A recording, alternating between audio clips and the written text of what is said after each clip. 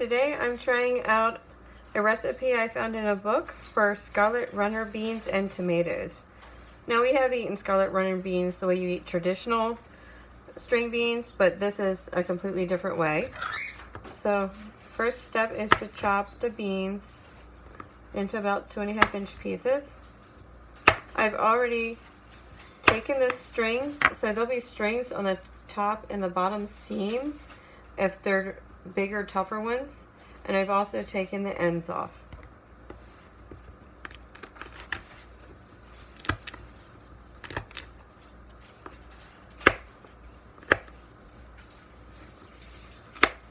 So I'm cutting each one into nice small pieces here.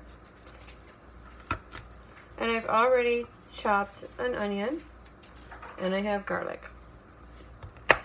It's just one garlic clove, and for this quantity I just did a very small onion.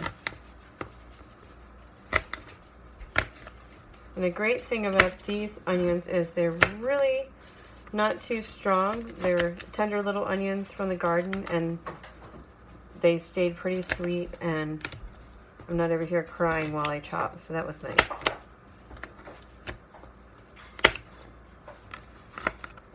Other things you want to have are a little bit of parsley and a little bit of basil and a good sized little tomato.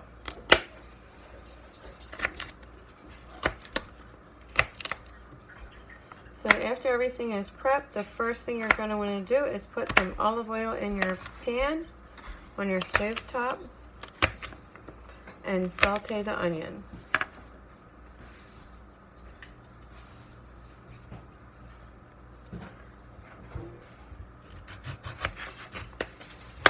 You're going to just cut your tomato into little chunks so it cooks up pretty quickly along with everything else.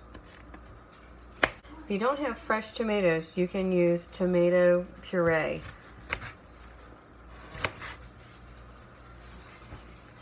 They basically just want the pulp for this dish.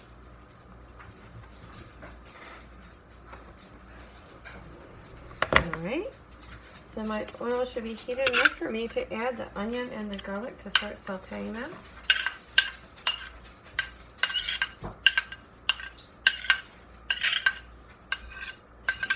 And I have fresh garlic, but I cheated and I used some minced garlic. So the onions and garlic are nicely caramelizing, and it is time to add the beans.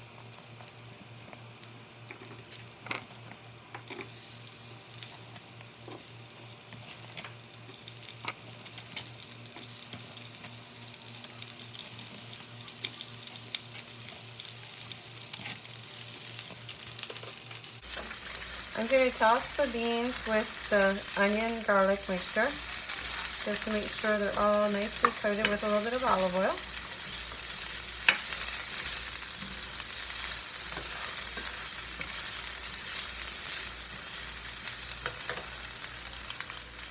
Now I'm going to add the tomato.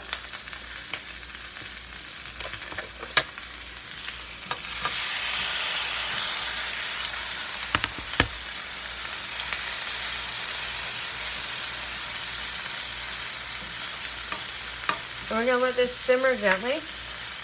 If you don't have enough moisture in the pot, you may want to add just a little bit of water. This tomato is pretty juicy, and I think we'll be okay.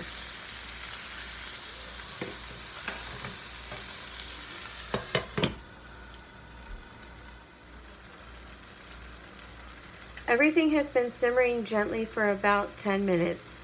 I did have to take the lid off partway through, give it a stir, and add about a 1/4 cup of water because it wasn't quite as juicy as I wanted. But it's doing well, and it's ready for the next step. So now I'm going to chop up my parsley and my basil and add them to the pot.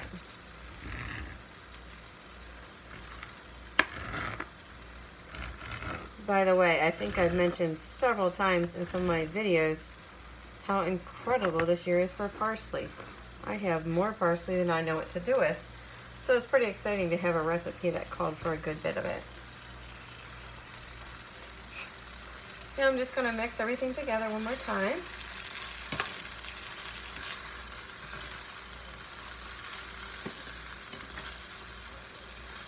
And at this time, you should still have a little bit of moisture in your pan because you're going to be cooking it for 5 more minutes.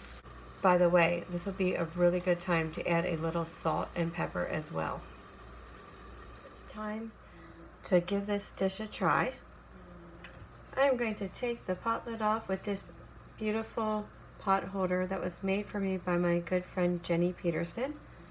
She's really a great quilter and weaver, and I don't know about you, but I just treasure things like this. When people give me something that they've taken the time to make, it's just so special.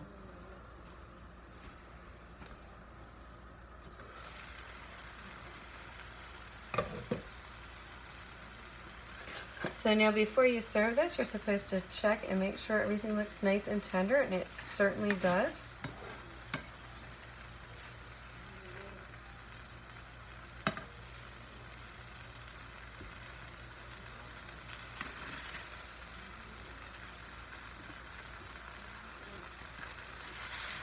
I think it would be nice to put maybe a fresh sprig of basil on top and a little bit of Parmesan.